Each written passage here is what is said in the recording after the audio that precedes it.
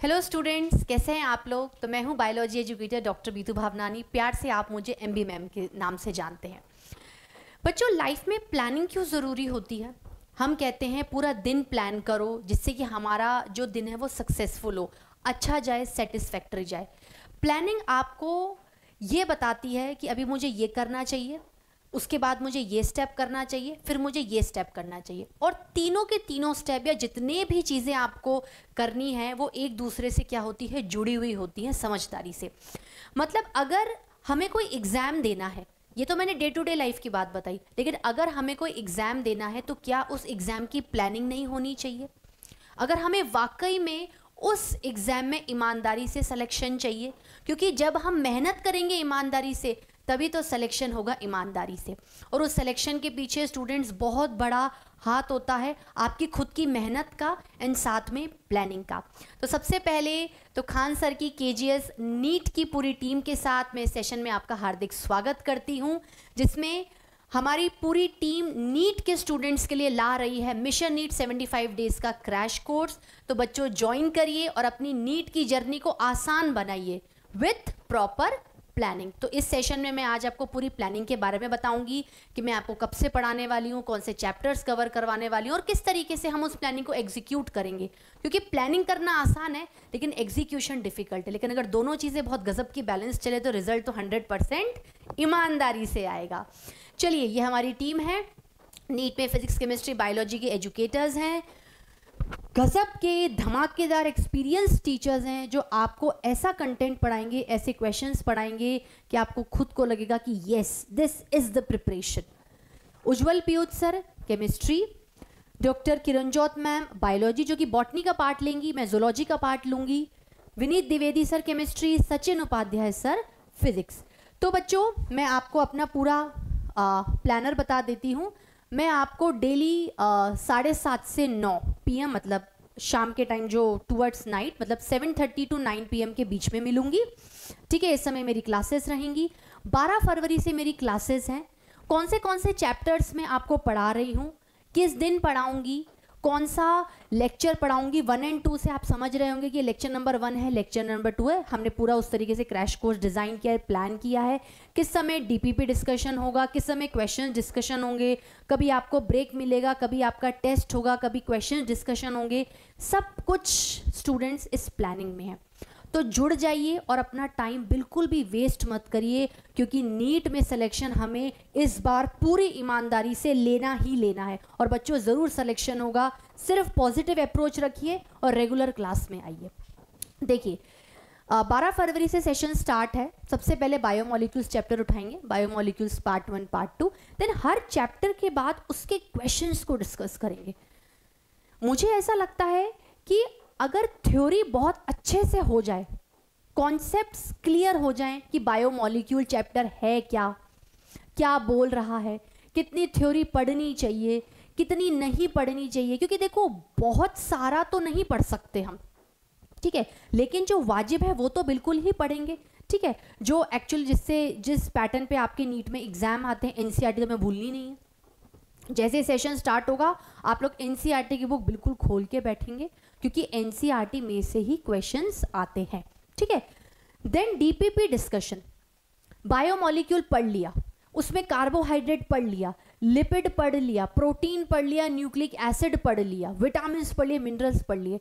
लेकिन जब तक आप क्वेश्चंस नहीं लगाओगे खुद से, उसकी अप्रोच नहीं डेवलप होगी। भाई, क्वेश्चन को समझना भी एक आर्ट है।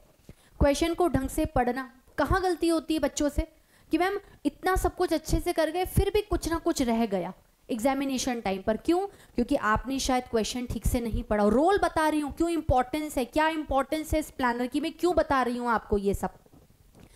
किस क्वेश्चन को ढंग से नहीं पढ़ना, ठीक है, जल्दबाजी में पढ़ लेना और ऑप्शन टिक कर देना। क्योंकि ये बात तो सबको पता है कि नीट में अगर सही क्वेश्चन के आपको मार्क्स मिल रहे हैं तो गलत करने पर आपके मार्क्स कट भी रहे हैं। तो नेगेटिव मार्किंग से तो आपको बचना है। जितनी सहजता से, दिमाग से आप अच्छे से क्लैरिटी से क्वेश्चन को पढ़ोगे, मैं गारंटी दे रही हूँ आपका क्वेश्चन गलत नहीं होगा अगर आपने अच्छे से थ्योरी पढ़ी है। अब वो है कि आपने थ्योरी पढ़ी नहीं है और फिर अपन एक्सपेक्ट करें कि हमसे क्वेश्चन सॉल्व हो जाए, तो ये भी गलत है। तो पहले हमने थ्योरी पार्ट ढंग से कर लिया, फिर डीपीपी डिस्कशन में हम लोगों ने हर टाइप के एमसीक्यूज लगाए। ठीक है, एमसीक्यू सॉल्व करने के लिए एक टाइम मैनेजमेंट भी होना चाहिए। ये थोड़ी है कि हमें 6-7 घंटे मिल रहे हैं नीट के एग्जाम के लिए, तो एक क्वेश्चन को इतना समय देना है, चलो ये क्वेश्चन नहीं हो रहा आगे बढ़ जाओ। ठीक है, तो ये सारी चीज़ों की प्लानिंग भी होती है एक बहुत अच्छे से एग्जाम को ईमानदारी से क्रैक करने के लिए। एमसीक्यूज करेंगे, एनसीईआरटी एग्जाम्पलर करेंगे, एनसीईआरटी के line to line question, previous year questions करेंगे कि अच्छा 2002 में इस तरीके से क्वेश्चन आया बायोमोलिक्यूल में, 2012 में इस तरीके से क्वेश्चन आया है। असर्शन रीजन क्वेश्चन बच्चों को लेंदी लगते हैं, क्योंकि उसमें पहले आपको असर्शन पढ़ना है, फिर रीजन पढ़ना है, फिर उसके चारों चीज़ें पढ़नी है कि असर्शन सही है कि नहीं है, रीजन गलत है कि नहीं है, एक्सप्लेनेशन है कि नहीं है। तो जल्दबाजी में बच्चे गलत कर देते हैं। जितने अच्छे हर चैप्टर से रिलेटेड आप डीपीपी सॉल्व करते जाएंगे, आप खुद देखना स्टूडेंट्स, आपका कॉन्फिडेंस कहाँ से कहाँ पहुँच जाएगा। ठीक है, फिर स्ट्रक्चरल ऑर्गेनाइजेशन इन एनिमल्स को स्टार्ट करेंगे। अच्छा, एक चीज़ और है कि जो हमारा अपडेटेड सिलेबस है हम उसे बिल्कुल फॉलो करेंगे, जो डिलीट हो गया हम उसे नहीं पढ़ेंगे, लेकिन कहीं कहीं पर कॉन्सेप्ट बिल्डअप करना है तो हम ज़रूर पढ़ेंगे। ठीक है, देन 15 फरवरी को जैसे 2 चैप्टर के बाद हम लोगों ने क्वेश्चन सॉल्व कर लिए। देन स्ट्रक्चरल ऑर्गेनाइजेशन एनिमल, जिसको सिंपल एनिमल टिश्यूज भी कह देते हैं हम लोग, उसमें हम टिश्यूज के बारे में पढ़ेंगे, ऑर्गेनिजम्स के बारे में पढ़ेंगे। ठीक है, फिर सैटरडे को आपका वीकली टेस्ट होगा। ठीक है, देन उसके बाद जो आएगा आपका PYQS पेपर डिस्कशन, क्योंकि अब डाउट कैसे सॉल्व होंगे तो वो डिस्कशन से ही आप लोगों को समझ में आएगा। उसके बाद अगेन देखिए, हर चैप्टर के बाद पूरे जो आपके वीक खत्म हो रहा है उसके बाद आपके पास टेस्ट है, देन आपका पेपर डिस्कशन है, फिर अगेन चैप्टर्स आ रहे हैं, फिर चैप्टर्स कवर हो गए। ठीक है, ये देखिए, ये स्ट्रक्चरल ऑर्गेनाइजेशन इन एनिमल्स का चैप्टर कवर हो गया, उसका डीपीपी डिस्कशन आ गया। तो सब कुछ प्लानिंग से चल रही है, आपको रेगुलर आना है स्टूडेंट्स, तभी आप इस प्लानिंग को फॉलो कर पाएंगे। देन चैप्टर एनिमल किंगडम उठा लिया, देन उसका डीपीपी डिस्कशन, फिर breathing and exchange of gases का पार्ट 1 आया, फिर सैटरडे का वीकली टेस्ट आ गया, फिर आपका पेपर डिस्कशन आ गया संडे को PYQS का, फिर उसी चैप्टर का पार्ट 2 हो गया। देखो लिंक नहीं तोड़ा, हम चाहते तो उस चैप्टर के बाद दोबारा चैप्टर कर लेते, लेकिन जो प्लानिंग हमारी चल रही है हमें उसे प्रॉपर एग्जीक्यूट करना है रिदम वाइज।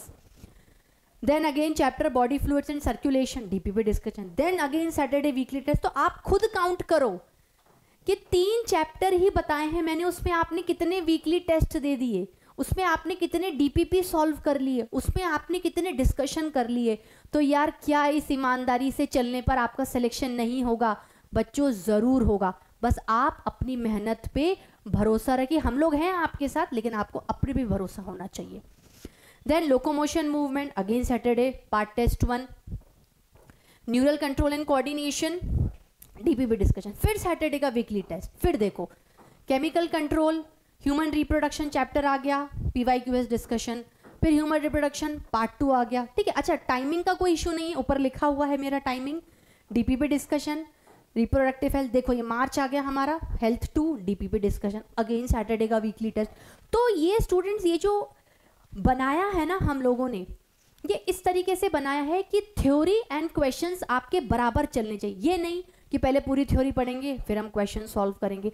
हर चैप्टर के साथ आपको क्वेश्चन सॉल्व करना है, जिससे कि उस चैप्टर का जो कोऑर्डिनेशन है थ्योरी का, वो आपके दिमाग में क्वेश्चंस के साथ बैठ जाए कि भाई मैंने बायोमोलिक्यूल निपटा लिया, मैंने उसके क्वेश्चन कर लिए, बशर्ते उसका रिवीजन भी चलता रहेगा। और जैसे जैसे आपने थ्योरी के बाद डीपीपी डिस्कशन किया, फिर आप वीकली टेस्ट दे रहे हो, तो ये जो पहले का पूरा है ना, ये इस वीकली टेस्ट में पूछा जाएगा। तो आप खुद सोचो कि आपकी तैयारी में कमी रही का? सिर्फ तैयारी ही तो करनी है, जुड़ना है बस। Then human health and diseases 3 जो चैप्टर चल रहा था, अगेन डीपीपी डिस्कशन, माइक्रोब्स वाला चैप्टर है। तो आप चैप्टर भी देख सकते हैं कि मैं कौन से चैप्टर ले रही हूँ, क्योंकि किरणजोत मैम जो मेरे साथ एक और बायोलॉजी एजुकेटर है, वो बॉटनी का पार्ट ले रही है, तो ये मेरे जूलॉजी के चैप्टर्स है। Biotechnology, then again DPP discussion, ठीक है।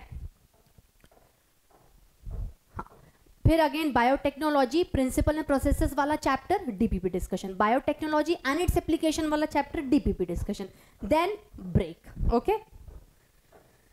Then full syllabus test. अब भाई नीट में एग्जामिनर ये थोड़ी बोल रहा है कि अच्छा बच्चों ने सिर्फ जूलॉजी का पार्ट पढ़ा तो सिर्फ जूलॉजी के क्वेश्चंस देंगे, बॉटनी का पढ़ा तो बॉटनी के देंगे। भाई वहां पर फिजिक्स केमिस्ट्री बायोलॉजी पूरा आएगा।